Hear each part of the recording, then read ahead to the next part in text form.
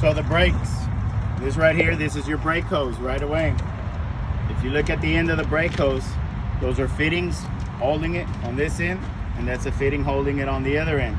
So just tell them I'm going to make sure that the brake hose is secured with the fittings on both ends, first of all, and that those fittings are tight, because if they're loose, that would cause the air to leak from those connections right there, from those fittings. And once I make sure the air is not leaking from them, now I'm going to check the hose, that the hose doesn't have any abrasions or cuts or fraying, cracking, anything that would cause the air to leak out of the hose. This wire you see right here, that is the ABS wire. That's the one that sends the signal from the computer to the brakes for the ABS brakes to operate correctly. If you look over here, on this end, if you follow it, you'll see that there's a little connector right there at the end of the wire. If you were to follow it all the way to this side, you would find another connector at the end of the wire. So that's the first thing we want to check, those connections, right? To make sure that it is plugged in over here and plugged in over here. Because if one is loose, well, it's useless, right? There's not a good connection there. So once we make sure that it's connected on both ends, well, we also want to check the wire, you know, to make sure that it hasn't been cut or pinched or damaged from just the movement back and forth. Because otherwise, again, if it's not connected, there's no good connection, no signal there. At the end of the hose, this round one that you see right here, I'm sorry, that is your brake chamber. You can see that the brake chamber has this clamp that goes all the way around it. That clamp has nuts and bolts right there. You can see a nut bolt holding it right there. Nuts and bolts holding it over here. So that's the first thing I'm going to check on the brake chamber, that is secured not only with the nuts and the bolts, but also this clamp is holding the two parts together. Once I check that everything is secured and nothing is loose or falling, well, again, I want to check that nothing is cracked or bent or broken on this, because if it is damaged, when you push the brakes, guys, the air comes through here and it opens up the diaphragm that's inside of here. And if this is broken, it's going to leak the air from it. So that's why you want to tell them I'm also going to make sure it's not damaged, because I don't want it to leak any of the air when I do push on my brakes. Otherwise, we won't be able to stop the truck. This front one right here, this is the slack adjuster. And the one that you see right here on the top of it that looks like a little fork that's pointing this way into the brake chamber, and it gets pushed in and out like this, that is the push rod. That's right. So that's your slack adjuster, and the one that looks like a fork is the push rod. And if you look on that one, you can see that there's pins, there's safety pins, there's nuts and bolts. So always call out what you see holding the parts together. I want to make sure it's secured with the pins, the safety pins, the nuts and the bolts, because nothing should be coming loose or falling. And check that nothing is cracked or bent or broken here. Otherwise, it's not going to work, you know, it's not going to operate. And those, always talk about them together, the slack adjuster and the push rod, always together. On the sides right here, you can see where there's grease. Tell them you'll make sure that's full of grease, so that adjuster can be adjusting itself and sliding easily back and forth. Because if it's not full of grease, it can get jammed up or stuck. Most important, if I were to chalk up one of these tires, go inside the truck and release the parking brake, that would allow me to pull on this right here. And if I grab it and I pull on the slack adjuster and the push rod, I should not have more than 1 inch of play, or that push rod.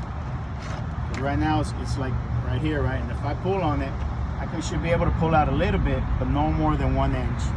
If I pull out more than 1 inch like this, well, that means that those brakes are not adjusted correctly and everything's got to get readjusted. Not only that, that means that when you hit your brakes, that ain't going to work at all.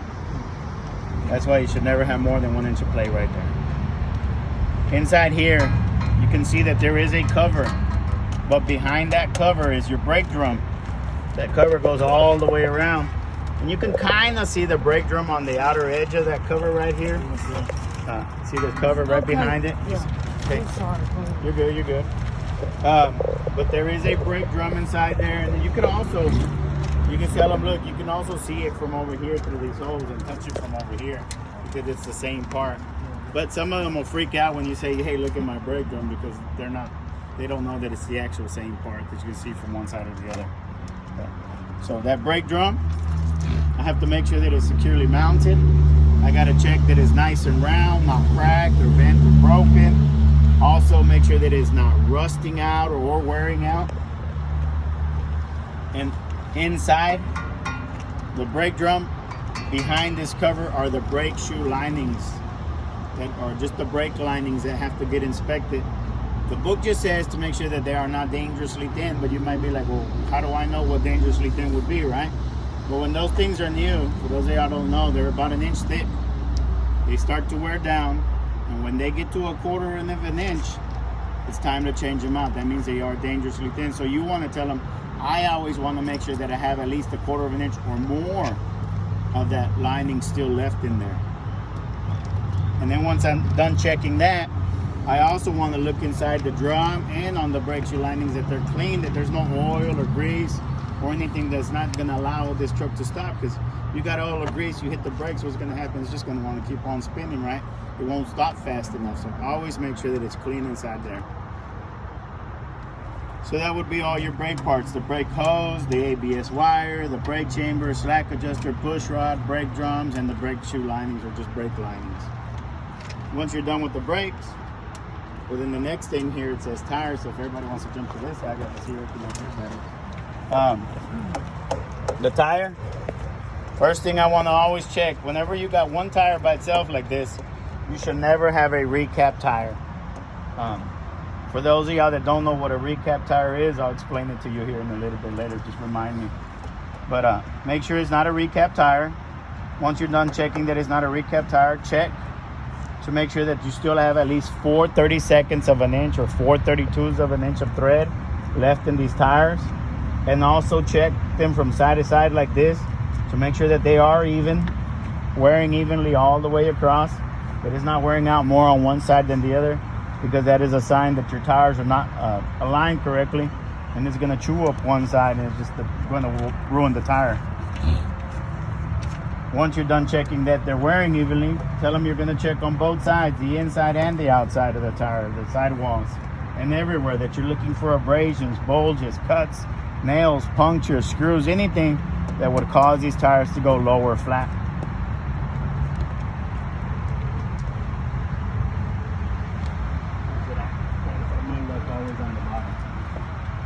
Right there. If you look down there, you can see the valve stem where you air up the tire, right? Just tell them we're going to make sure that that valve stem is securely mounted, is not damaged, and that we're going to listen to make sure that it's not leaking any air, because it has to be working good. So we can take our tire pressure gauge and put it on there to check the tire, to make sure that the tire always has at least 100 pounds of pressure, that it's not low or going flat, because if it's lower than that, it's just going to cause this truck to burn more fuel, or the tire eventually go flat. Next, the rim. Well, right away we can see the lug nuts that are holding the rim, so that's the first thing we're going to check, to make sure that the rim is securely mounted with all those lug nuts. Once we check that it's secured, we want to check the condition of the rim, not only on the outside but on the inside, to make sure it's not bent or broken or cracked anywhere, because that could also cause the tire to go flat or low. And also that we're going to check that the rim does not have illegal wheels, just like that frame, because any illegal wheels on the rim could also weaken the metal and cause it to crack or bend. The lug nuts. First of all, look, we got 10 of them there, so we should always make sure that we always have all 10, that we're never missing any of them. And the condition, that none of them are cracked or broken or loose. There's 2 tell signs here that you can see, look for. Make sure that you don't see any shiny metal on either end, here or here, or any little rust trails. Those are signs that they can be loose or becoming looser. That's what you want to look for there. The studs on the inside, if you look, those have the threads on them, so we got to make sure that those threads are nice and even and round, that they're not stripped or worn, otherwise the lug nut can just slide off. And if you look at them, they're all straight. They have to be straight, because if they're twisted or bent, you're not going to be able to get that lug nut on or off if you have to change the tire. So always make sure that they're straight, or they're not cracking or breaking either. And then grab your stick and just circle around inside here like this, and tell them, look, inside here there is a hub oil seal that I have to inspect to make sure that that seal's not broken or damaged. Otherwise, I'm going to leak all the oil from the wheel hub right here. It's going to come out. But as you can see, it's not leaking because the seal's not broken. Once we check the seal that the hub oil seal is not damaged, well, we want to look inside the wheel hub to make sure that it still does have the correct amount of oil. You could either just clean this off real good and you'll be able to look inside, or just pop this cap off to look inside to make sure that the oil is in between the add and the full marks there, because we have to have the correct amount of oil so the bearings inside there don't dry out and cause this tire to break off and fall off. Those are all your tire parts. The tire, the rim, the lug nuts, the studs, the valve stem, the hub oil seal, the oil. So, like I said, go ahead. Oil seal on the test, do you have to take that? No, again, nothing, guys. Remember, nothing is physical. It's just explaining it to them. That's all you got to do. You're not gonna physically check anything here. If you open it, you're gonna drop the oil out. You're gonna get oil all over the place, and not only that, you're draining the oil out of it. So that's not. You don't want to do any of that. If you pull the dipstick out, you might not be able to put it back in, or you might burn yourself. So again, that's why just touching and telling them what you would do, not what I'm going to do. So if you get the card A on the test, the instructions are to inspect everything from the front to the steering. So that's what I just did right there, right? So right here, they're gonna ask me. They'll ask me, hey, so at this point, are you done with everything I asked you to inspect? The answer is actually yes, because I didn't leave anything out. You know, they only asking me to do from here to here, and I'm done because it's card A. It's not a full truck. If this was a full truck and they asked me, I would say, no, look, you're asking me to do a full truck. I still got to do everything, the rest here. But since you're only asking me to do from here to here, yeah, I'm done. They'll ask you, are you sure? Well, if you're not 100% sure, you can always take a few seconds to turn around and say, okay, look, hold on, give me a second. Did I check everything on the front? Did I check my lights and reflectors? Did I check everything on the engine? And look, make sure you didn't leave anything out. Because they're giving you a chance. They're asking you, are you sure? And pay attention, because someone will be like, hey, are you sure? Are you sure? What are they trying to do, guys? Huh? They're trying to help you out, right? Pay attention, man. Some will even be doing this with their head, Because not all of them are as bad as y'all think they are, Some will try to help you out. So watch for signs like that, because some of them right away, if they know you already did a good job and you passed everything, they'll be like, okay, come on, let's do these coupling devices. They're already trying to move you because they already know you did a good job. They're just trying to hurry you up to get to the next part.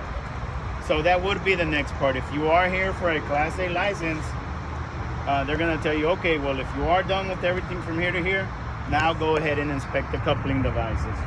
So on the truck and the trailer. So you skip, like I said, from here to here, coupling devices. So you're going to come over here now.